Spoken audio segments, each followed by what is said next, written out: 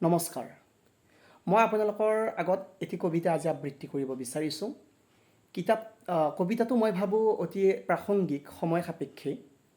আৰু কবিতাটি আবৃত্তি কৰাৰ মোৰ উদ্দেশ্যখিনি মই কবিতাটো আবৃত্তি কৰা হোৱাৰ পিছত আপোনালোকৰ আগত ক'ব বিচাৰিছোঁ। আচলতে আবৃত্তি নহয়, মই পাঠ কৰিব বিচাৰিছোঁ।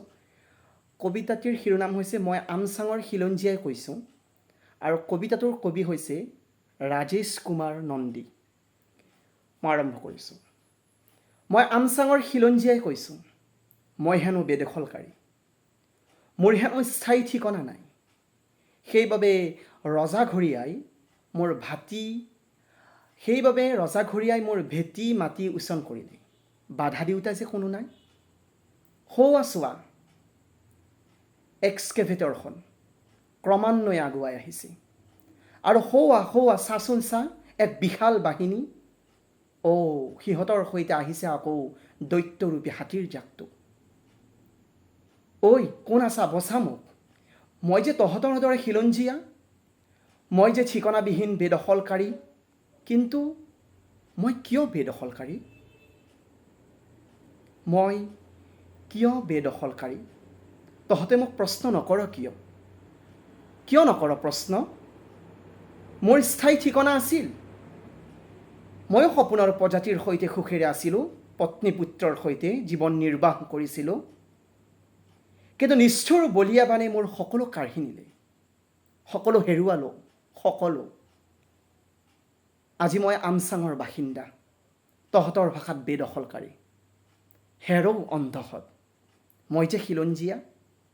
মোৰ প্ৰজাতি তহঁতে ৰক্ষা কৰ, মোক আকৌ উচন হ'বলৈ নিদিবি উচন হ'বলৈ।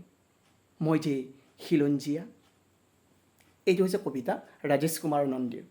মই কবিতাটি আবৃত্তি কৰাৰ মোৰ এটা উদ্দেশ্য হৈছে, আজিৰ সময়ত, এতিয়াৰ সময়ত চলি থকা অসমৰ বৰ্তমান সময়টোৰ কথা কৈছোঁ মই। মিয়া শব্দটো অতি প্ৰাসংগিক হৈ পৰিছে। মিয়া চাৰিওফালে মিয়া, মানে নামটো দেখিলে হ'ল আৰু। কোনোবা হক, কোনোবা আলী, কোনোবা হুছেইন, কোনোবা লিখিছে যদি তেওঁক মিয়া কৈ দিয়ক। অথচ সেই মুছলমানবিলাকৰ ভিতৰতে গৰীয়া, মৰীয়া, দেশী, জোলহা আদি বাস কৰি আছে। তেওঁলোকৰ নামো আলী, হক, হুছেইন এনেকুৱা ধৰণৰ নাম লেখে। কিন্তু সেই গৰীয়া, মৰীয়া, দেশী বা জোলহাই যদি চৰকাৰৰ কোনো নীতিৰ বিৰুদ্ধে মাত দিয়ে, তেতিয়াহ'লে সেই গৰীয়া মানুহজনকে, সেই মৰীয়া মানুহজনকে, দেশী জোলহা মানুহজনকে ঐ মিয়া যোৱা, ঐ মিয়া বাংলাদেশলৈ যোৱা, এনেকুৱা ধৰণৰ কথা কোৱা হৈ আছে আজিৰ তাৰিখত যদি আমি ছ'চিয়েল মিডিয়াখন চাওঁ। অথচ মোৰ নাম আজিজুল হক, মই যদি চৰকাৰৰ কোনোবা নীতিৰ বিৰুদ্ধে কওঁ, কাৰণ এটা কথা আমি মনত ৰাখিব লাগিব, চৰকাৰখন ৰাষ্ট্ৰৰ ঊৰ্ধত নহয়। চৰকাৰ, অসম চৰকাৰেই হওক বা ভাৰত চৰকাৰখন ভাৰতৰ ঊৰ্ধত নহয়, অসম চৰকাৰখন অসমৰ ঊৰ্ধত নহয়। প্ৰথম ৰাষ্ট্ৰ, তাৰপিছতহে চৰকাৰ। গতিকে চৰকাৰক সমালোচনা কৰা মানেই ৰাষ্ট্ৰখনক সমালোচনা কৰা নহয়। অসম চৰকাৰখনৰ নীতিক বা তেওঁলোকক সমালোচনা কৰা মানে অসমখনক সমালোচনা কৰা কেতিয়াও নহয়। কাৰণ চৰকাৰবিলাক ৰাষ্ট্ৰৰ ঊৰ্ধত হ'ব নোৱাৰে। প্ৰতিজন নাগৰিকৰে এইটো অধিকাৰ আছে যে তেওঁলোকে চৰকাৰৰ নীতিৰ বিৰুদ্ধাচৰণ কৰিব পাৰে, যাব পাৰে। এইটো তেওঁলোকৰ অধিকাৰ আছে। এতিয়া মোৰ কথাটো হ'ল, যেতিয়া মই এজন গৰীয়া ল'ৰা, আমি যেতিয়া কেতিয়াবা চৰকাৰৰ বিৰুদ্ধে মতামত দিওঁ বা চৰকাৰৰ নীতিৰ বিৰুদ্ধে কিছু মতামত দিওঁ, তেতিয়া মিয়া বুলি কোৱা হয়। মিয়া যোৱা, মিয়া বাংলাদেশলৈ যোৱা, এনেকুৱা ধৰণৰ মতামত দিয়া হয়। দ্বিতীয় কথাটো হ'ল মিয়া শব্দটো, মিয়া কোনোবা জাতি আছে নেকি? মিয়া কোনো জনগোষ্ঠী আছে নেকি? মিয়া কোনোবা মানে কিবা ধৰ্ম আছে নেকি? মিয়াৰ কোনোবা ধৰ্মক ৰিপ্ৰেজেণ্ট কৰে নেকি? মিয়া শব্দটো কি? মিয়া শব্দটো হৈছে এটা পাৰ্চিয়ান শব্দ, মিয়ানৰ পৰা আহিছে, মিয়ান। যাৰ যদি আভিধানিক শব্দ আমি চাওঁ, তেতিয়াহ'লে জেণ্টলমেন বা ভদ্ৰলোক বুজোৱা হয়। এতিয়া সেই মুছলমান হ'লে তাৰমানে মিয়া। মুছলমানে যদি কোনোবা চৰকাৰৰ বিৰুদ্ধে আচৰণ কৰে, তেতিয়াহ'লে তেওঁ মিয়া। কিন্তু অভিধানে কি কয়? অভিধানৰ মতে কোনো ধৰণৰ মিয়া জাতি জনগোষ্ঠী নহয়, মিয়া এটা পাৰ্চিয়ান শব্দ, মিয়ানৰ পৰা আহিছে, যাৰ অৰ্থ হৈছে জেণ্টলমেন বা ভদ্ৰলোক। তেতিয়াহ'লে আমি এইটো ক'ব পাৰোঁ নেকি? আৰু মই এইটো কথা ক'ব বিচাৰিছোঁ যে যিখিনি আমাৰ মুছলমান বিদেশী আছে, মানে মুছলমান বিদেশী বহিৰাগত আছে, মানে বাংলাদেশৰ পৰা আহি ইয়াত থিতাপি লৈছে, বেদখলকাৰী হিচাপে আছে, তেওঁলোকক আমি মিয়া মুছলমান বুলি কওঁ। কিন্তু যিখিনি বাংলা হিন্দু ব্যক্তিয়ে বাস কৰি আছে তেওঁলোকক আমি হিন্দু বাংলাদেশী বুলি কওঁ।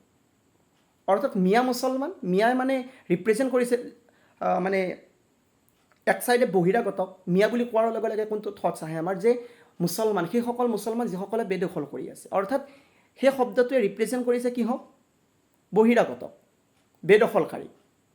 যদি সেই শব্দটোৱে বেদখলকাৰীকেই ৰিপ্ৰেজেণ্ট কৰে, মিয়া বুলি কোৱাৰ লগে লগেই যদি আমাৰ মুছলমান বিদেশীখিনি মনত আহে, অৰ্থাৎ বিদেশীক যদি সেই মিয়া শব্দটোৱে ৰিপ্ৰেজেণ্ট কৰে, প্ৰতিনিধিত্ব কৰে, তেতিয়াহ'লে আমি মিয়া মুছলমান আৰু মিয়া হিন্দু ক'ব নোৱাৰোঁনে?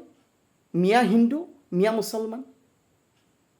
আৰু যদি ক'ব নালাগে, তেতিয়াহ'লে এই শব্দটোৰ যিটো এটা অপব্যৱহাৰ হৈছে তাৰ পৰা আমি কিন্তু আঁতৰি আহিব লাগে। সেইটো হৈছে মোৰ প্ৰতিবাদ। এইকাৰণে মোৰ প্ৰতিবাদ, কাৰণ আমি এজন গৰীয়া ল'ৰা, আমি যেতিয়া চৰকাৰৰ কিবা নীতিৰ বিৰুদ্ধে কৰোঁ, কাৰণ সেইটো আমাৰ অধিকাৰ আছে, আমি কৰিবও পাৰোঁ, কিন্তু তেতিয়া কিন্তু আমাকো মিয়া সজোৱা হয়, অৰ্থাৎ আমাকো বিদেশী বুলি কোৱা হয়। এইটো অন্যায় হৈছে নে আপোনালোকে কওক, যে মুছলমান বেদখলকাৰী হ'লে মিয়া মুছলমান আৰু হিন্দু বেদখলকাৰী হ'লে মানে বাংলাদেশী হিন্দু। শব্দটো চাওক, মিয়া মুছলমান, বাংলাদেশী হিন্দু, অথচ দুয়োটা বাংলাদেশৰ পৰা আহে। আমি বাংলাদেশী মুছলমান, বাংলাদেশী হিন্দু কিয় ক'ব নোৱাৰোঁ?